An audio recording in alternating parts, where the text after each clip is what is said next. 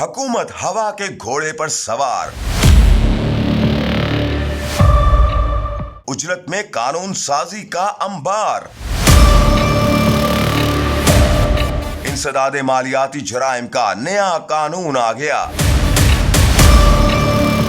نئی اتھارٹی کے قیام کا بل منظور، قانون سازی کی تیز ترین 50 مکمل۔ شہباز حکومت ہوا کے گھوڑے پر سوار تیز ترین قانون سازی کی 50 مکمل کر لی، چند روز میں 54 بل منظور۔ حکومت کے آخری دنوں میں قومی اسمبلی اور سینٹ کے ایوانوں سے دھڑا دھڑ بل منظور ہونے کا سلسلہ جاری ہے۔ منی لانڈرنگ اور دہشت گردی کی مالی معاونت کی روک تھام کے لیے نئی اتھارٹی کے قیام کا بل سینٹ سے بھی منظور کروا لیا۔ اس سے قبل یہی بل قومی اسمبلی سے بھی منظور کروایا گیا تھا۔ وزیر مملکت ہنا ربانی کھر نے national anti money laundering and counter financing of terrorism authority bill 2023 ایوان بالا میں پیش کیا تھا۔ بعد ازاں چیئرمین سینٹ نے بل پر ووٹنگ کرائی اور بل کو اراکین کی اکثریت کی حمایت کے ساتھ منظور کر لیا گیا۔ بل کے حق میں 28 اور مخالفت میں 9 ووٹ آئے، جبکہ رضا ربانی، کامران مرتضی، طاہر بزنجو اور عمر فاروق نے ووٹنگ میں حصہ نہیں لیا۔ ہنا ربانی کھر نے امید ظاہر کی ہے کہ مجوزہ اتھارٹی پاکستان کو فائنینشل ایکشن ٹاسک فورس کے تعزیری اقدامات سے بچائے گی۔